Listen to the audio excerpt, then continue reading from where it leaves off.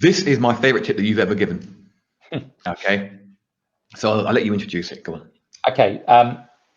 The one simple question to ask, really, this is the only question you need to ask yourself at any point of any time in your business is what happens next?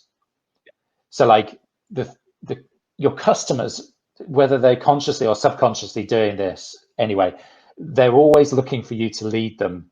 Dan Kennedy once said that people are wandering around with an umbilical cord in their hand looking for somewhere to plug it into, okay? They're looking to be led. So if you can answer the question, what happens next, in every step of your marketing, at every step of your business, you cannot fail. So basically, say, for example, you've got like an ad on Facebook, you've got a question, what happens next? Oh, well, they're going to click the button that sends them to my webpage. Cool. Okay, what happens next? Okay, they land on my website and they look at the copy and they start reading the copy. Okay, what next? What happens next? Oh, I want them to watch the video. Okay, watch the video. What happens once they get to the end of the video?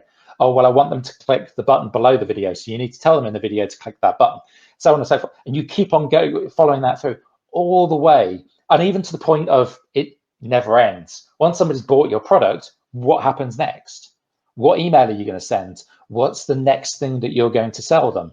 And it's like you're always constantly asking that question, what happens next? You cannot fail. And it's a great way of just plugging the holes in your bucket. Because otherwise, if you don't ask the question, what happens next, you'll feed all this traffic in to your bucket and it will just flow straight out the bottom.